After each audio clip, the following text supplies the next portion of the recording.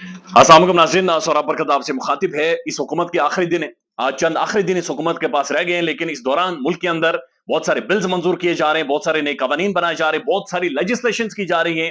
लेकिन उनके ऊपर डिबेट, डिस्कशंस कमेटीज के अंदर, पार्लियामेंट के अंदर, या फिर टीवी पर, या फिर जर्नलिस्ट, पाकिस्तान की इंटेलिजेंस या सिविल सोसाइटी इसके ऊपर खुलकर डिबेट नहीं कर रही। पाकिस्तान के अखबार खुलकर रिपोर्ट नहीं कर पा रहे, क्योंकि बहुत जल्दी में, बहुत तेजी में बहुत सारे बिल्स, यानी बड़ी तादाद में बिल्स मंजूर किए जा रहे हैं, बड़ी तादाद में कानून बनाए जा रहे हैं। ये बाजू का खबरें रिपोर्ट होती हैं कि एक एक दिन में 28-28, 20-20 बिल्स मंजूर किए गए और नए कानून बनाए गए। बहुत सारे बिल्स के बारे में लेजिस्लेटर्स, यानी कि कौमी असेंबली के मेंबरान, पार्लियामेंट के मेंबरान, के बाकायदा से शिकवे करते नजर आते हैं कि उनका जो ड्राफ्ट है वो उस दिन उन्हें मिला जिस दिन वो बिल मंजूर करवाना था, और वो उसके ऊपर ना तो पढ़ सके, ना देख सके, ना इसके ऊपर डिबेट या डिस्कशन कर सके, ना मामलात को जांच सके। यानी इतनी तेजी के साथ बिल्स मंजूर हो रहे हैं। एक और बिल मंजूर हुआ जो सोशल मीडिया पर इस वक्त डिस्कस हो रहा है, और वो है ऑफिशियल सीक्रेट एक्ट 2023 का बिल।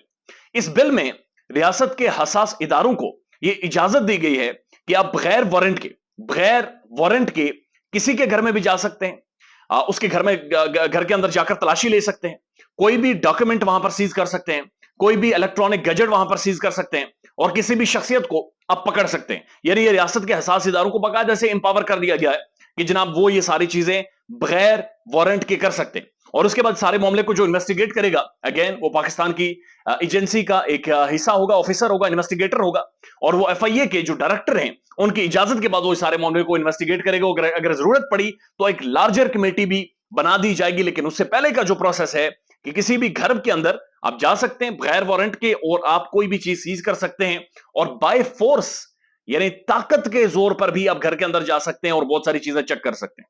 अब इसके लिए जो क्राइटेरिया बनाया गया है, बहुत सारी चीजें जो वाजे की गई हैं कि किन किन बुनियादों पर आप ये सारा काम कर सकते हैं, उनमें कुछ चीजें बहुत अहम है और कुछ चीजें होनी भी चाहिए थी। यानी कि मुल्क के अंदर कोई भी अगर अमनो अमान का मसला क्रिएट करेगा तो वो इस जुर्म का मुर्तकिब होगा। यानी किसी के बारे में भी अगर आपको शक हो कि वो अमनो अमा का मसला क्रिएट कर रहा है, या वो मुल्क के अंदर अनारकी फैला रहा है, या मुल्क के अंदर खौफ फैला रहा है, या कुछ भी कर रहा है, मुल्क के खिलाफ मुल्क के अंदर रहकर बातचीत कर रहा है, तो आप उसके घर में घुस सकते हैं, आप उसे पकड़ सकते हैं, और आप उसकी सारा कुछ सील कर सकते हैं।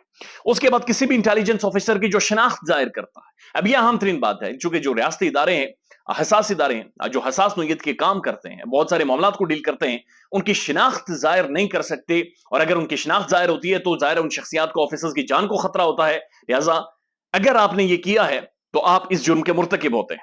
उसके बाद इलेक्ट्रॉनिक या जदीद आलात से अगर आपने दुश्मन से कोई मालूमात ली है, बैरून मुल्क या फिर मुल्क के अंदर किसी भी दुश्मन से कोई मालूमात की है, तो आप इस जुर्म के मुर्तकिब हुए हैं। लेकिन उससे पहले अगर ये खबर भी, यानी ये एक तासुर भी मिला, तो आपके घर में बगैर वारंट के आया जाएगा, सब कुछ सीज किया जाएगा और तलाशी ली जाएगी, और उसके बाद देखा जाएगा कि क्या ये बात ठीक है। ये जाहिर है इसके पीछे कोई ना कोई होमवर्क लाजमी तौर पर शामिल होगा। उसके बाद रियासत के अंदर ममनुआ जगह पर हमला करना, यानी अगर कोई प्लानिंग भी कर रहा है किसी ममनुआ जगह पर जाने की, हमला करने की, उसके ऊपर भी ये एक्ट लागू होता है, उसके ऊपर भी ये कानून लागू होता है, और वो भी उसके घर में भी सर्च किया जाएगा, पहुंचा जाएगा, सीज किया जाएगा, और कोई भी डॉक्यूमेंट या कोई भी चीज उसकी ली जा सकती है, सीज की जा सकती है।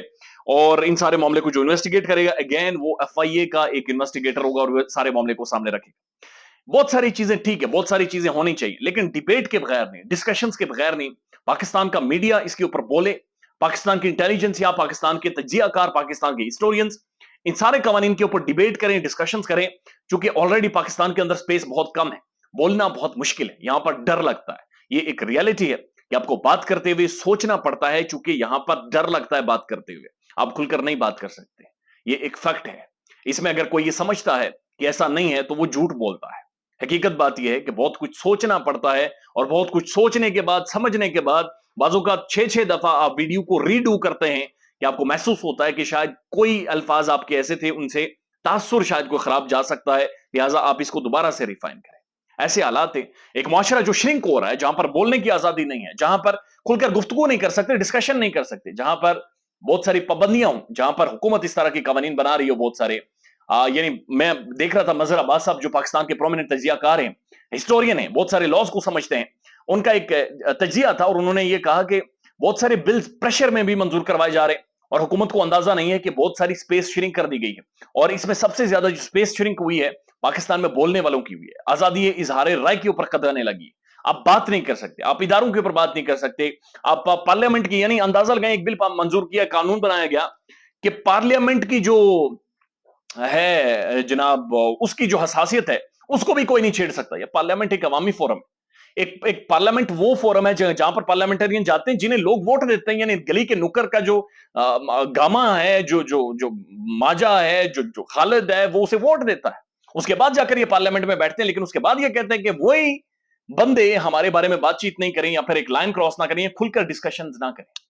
مریم اورنگزیب صاحبہ کی ایک ویڈیو وائرل ہے, اور اس ویڈیو میں وہ کہہ رہی ہیں کہ عمران خان نے جب بھی 12 روپے خان کے دور میں پڑا تھا, پیٹرول پرائسز بڑی تھی, تو وہ اورنگزیب صاحبہ کہتی ہیں, مس اورنگزیب صاحبہ کہتی ہیں کہ تمہیں شرم نہیں, تم بغیرت ہو, تم نے عوام کا کچمر نکال دیا ہے, آج 20 روپے یہ پیٹرول بڑھا ہے.